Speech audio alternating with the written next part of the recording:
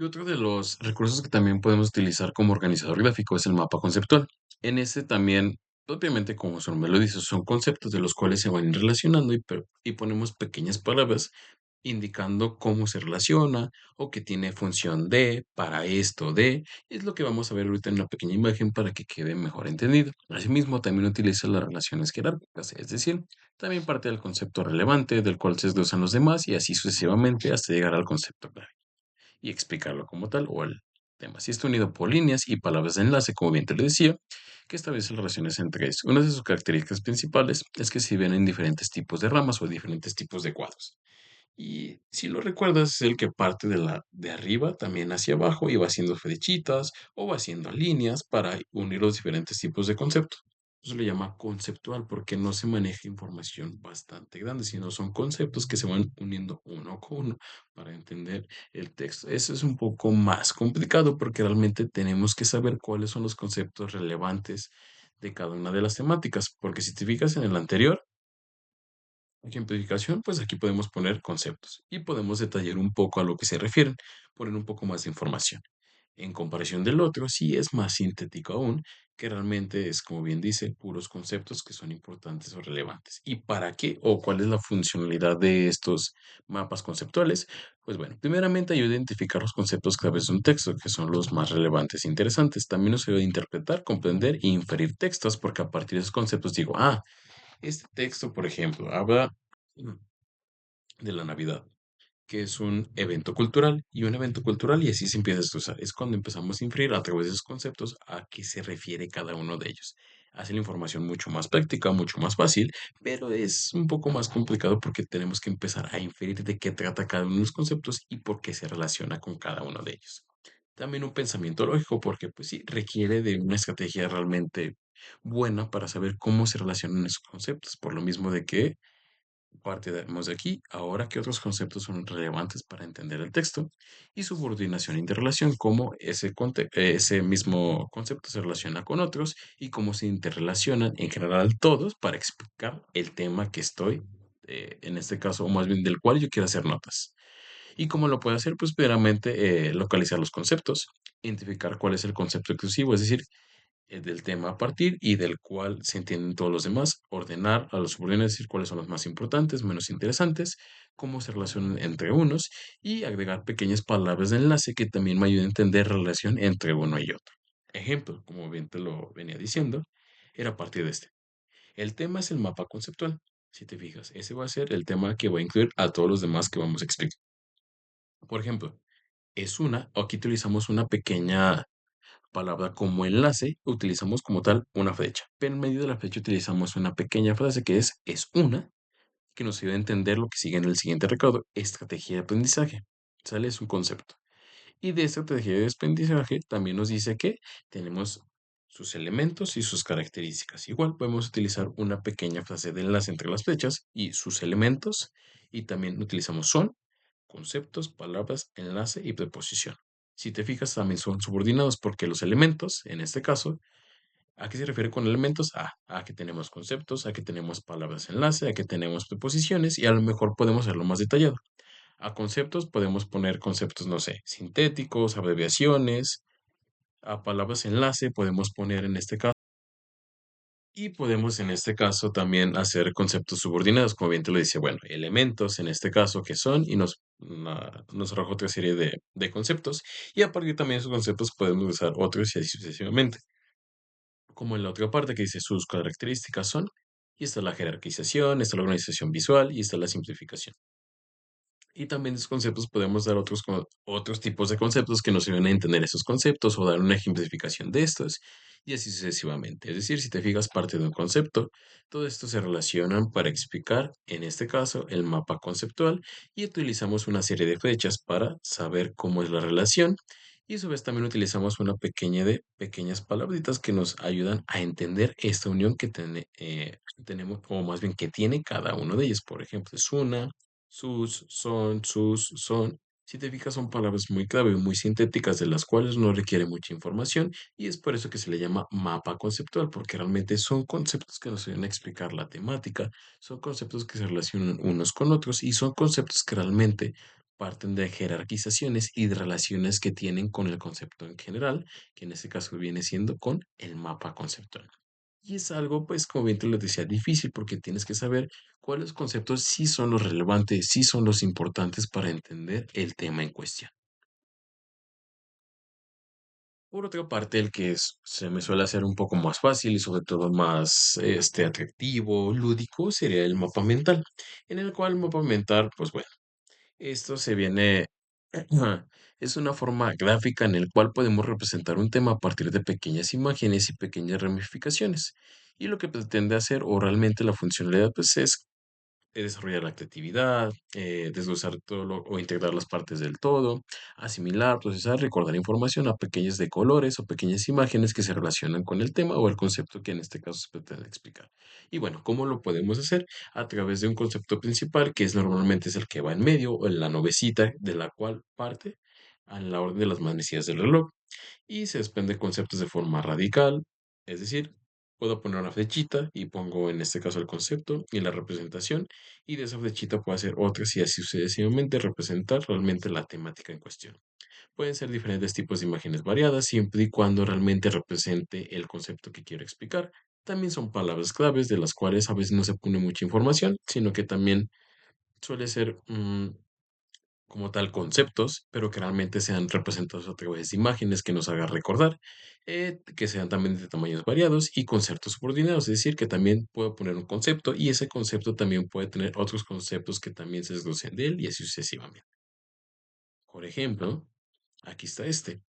Partimos en este caso del concepto que está a partir de una nubecita o podemos utilizar otra serie de elementos, principalmente que nos han enseñado en la escuela es a partir de esta nubecita y empezar a partir de las manzanas de lo que es maps, que en este caso vienen siendo mapas mentales, nos explica los diferentes. Y si te fijas, bueno, en este no tiene flechas, pero parte de una ramificación de una rama. Y de esta rama pone un concepto, pone en este caso una imagen que es el foco y a partir de esa imagen empieza a hacer otros conceptos. ¿Sale? Que también se subordinan a este primer concepto.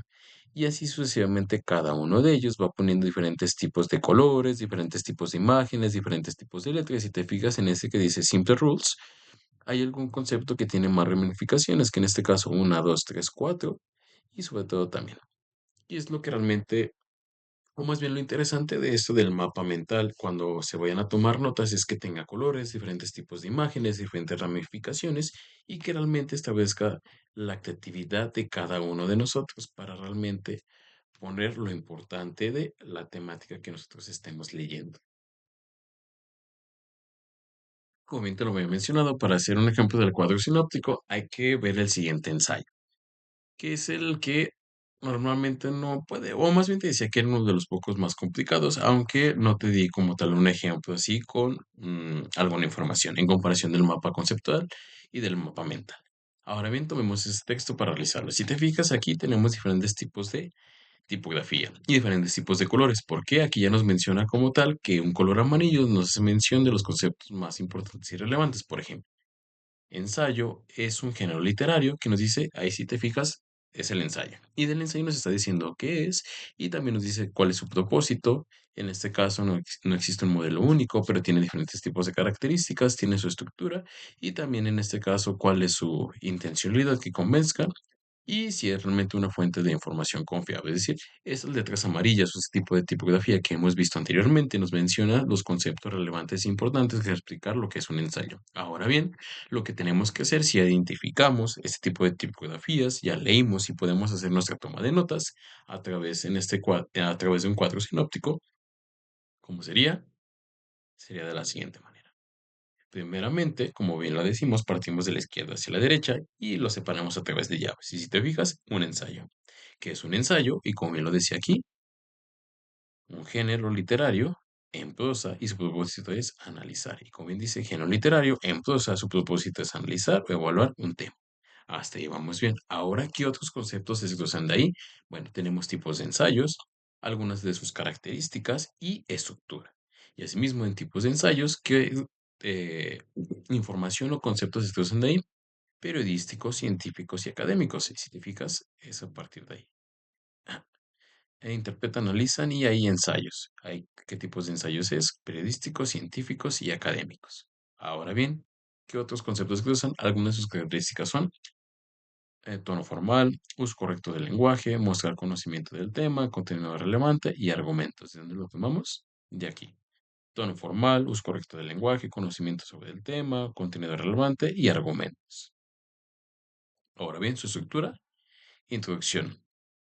Se presenta el tema y tesis, desarrollo se sostiene y se prueba la tesis, se profundiza el tema. ¿De dónde lo tomamos? De aquí, de la tesis y esto. Y nos falta otro tipo de cosas que a lo mejor no son tan relevantes.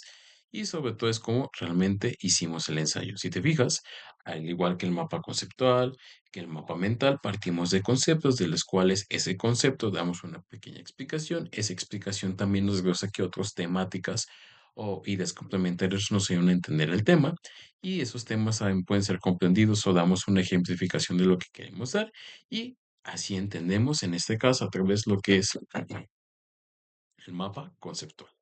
Más bien, digo, el cuadro sinóptico. Me equivoco siempre más, el cuadro sinóptico. Y es la manera en cómo se puede realizar. Si te fijas, partimos de esto. Primero, saber nuestra fuente de información. Bueno, es un texto. Ahora bien, identificar los conceptos irrelevantes, que en este caso los hicimos a través de un tipo de color que es el amarillo, que nos indicaban los elementos importantes. Ahora bien, de toda esa información que tenemos, si te fijas, es mucho menos de la que teníamos en el texto. Y es la manera en cómo podemos utilizar esos recursos gráficos, primero partiendo de elementos importantes, tipografía. Saber de antemano qué es lo relevante. Ahora bien, ¿cómo lo podemos acomodar? Bueno, tenemos diferentes, como es el mapa conceptual, mapa mental y el cuadro sinóptico. Elijo hacer el cuadro sinóptico, como bien te dije, y lo hacemos de esta manera. Y es la manera en cómo también podemos tomar notas nosotros y sobre todo, si te fijas, sintetizar, analizar, encontrar los conceptos relevantes, explicarlos y sobre todo cómo se relacionan cada uno de ellos para entender nuestra temática que viene siendo el ensayo. Digo, no es algo difícil, es algo muy fácil, sin embargo, es algo que tenemos que estar constantemente practicando y sobre todo encontrar aquellos conceptos importantes. Y para terminar con esto de la acomodo de la información, también tenemos las representaciones gráficas, que bien te decía que era poner una serie de gráficos, imágenes, otra vez que nos ayudan a entender un cierto tipo de hecho que a lo mejor cuando lo ponemos no suena tan, no lo podemos entender. Por ejemplo, la caída del dólar. Cuando te dicen la caída del dólar, ¿qué te imaginas? ¿Que un billete se cae? ¿Que unas monedas se caen? ¿O a qué se refiere eso? Y a lo mejor pueden hacer mención a que baja el precio. ¿Y cómo lo podemos hacer? A poner una serie de años en los cuales ha caído y mencionar que esto indica que su precio baja, que realmente disminuye, y eso podemos entender. O suelen también ponerlos en los experimentos propiamente en libros de química o libros de las ciencias, ¿no? Que te explican un proceso, la fotosíntesis, y dirás, pero ¿cómo se da eso? Ah, y te van mencionando cómo se va dando cada paso, pone una serie de imágenes, una serie de tablas o gráficos, cómo se va dando, o en este caso el aumento de la delincuencia, que también puede ser a través de porcentajes que nos van diciendo, y eso va haciendo que la información que nosotros tengamos la entendamos o que realmente cuando queramos hacer nuestra toma de notas entendamos ese concepto que también es muy relevante e importante. ¿Esto de qué va? Dependiendo de la temática y sobre todo lo que pretendamos explicar. También eso es muy interesante en cuestión de eso. Ahora bien, recomendaciones para tomar nuestros apuntes de esto que estamos viendo. Primero, o como bien dices, si te fijas, aquí utilizamos un mapa mental y a su vez se tiene información, aunque le faltan dibujos y le faltan otra serie de secuencias, pero más allá utilizamos un mapa mental para resumir qué nos falta, en este caso, para nuestra toma de apuntes. Si te fijas, adoptar una postura del cuerpo adecuada es primeramente decir, saber tener un lugar seguro, como bien me dice ahí, espacio de preservación y aclaraciones. Es decir, primero saber qué voy a leer, pero para eso también tengo eh, encontrar un lugar para leer y que me sienta seguro para encontrar la información. También en este caso, encontrar espacios, ya sea fuentes de información como libros, personas, diccionarios, que también me voy a aclarar todas las dudas que yo tengo, como hemos visto en las anteriores diapositivas. Usar subrayados y viñetas mayúsculas, es decir, utilizar mayúsculas, un subrayado que me ayude a entender cierto tipo de palabras o me ayude a saber, esta información es relevante para el texto, no es tan relevante, o es información de aclaración en torno a un concepto. Usa diferentes tipos de colores de tintas para diferenciar qué es lo más relevante a lo que no te decía. Tener en cuenta la información escrita y la visual usada para el orador, es decir, cómo se relaciona tanto y una y otras, y cómo a lo mejor algunas imágenes o algunos organizadores gráficos me ayudan. Y preparar el cuaderno libreta, tableta digital, es decir, también saber en dónde lo voy a escribir. Pero primeramente es bueno encontrar la fuente de información, encontrar un lugar seguro donde leer, Posteriormente a eso, lo que significa es, bueno, una vez tenemos el texto, utilizar diferentes tipos de grafías, diferentes tipos de signos, diferentes tipos de abreviaciones, para diferenciar de lo más importante de lo más relevante y sobre todo también identificar qué información dentro del texto es mm, relevante o no es tan relevante. Y por último, empezar a escribirla. Y el punto de empezar a escribirla es esto, no porque ya identifiquemos todo ese tipo de elementos, quiere decir que nos va a salir bien a la primera, sino que primero tenemos que escribirlo y una vez que lo escribimos, que vamos a estar viendo en posteriores grabaciones, es identificar cierto tipo de carencias que podemos tener.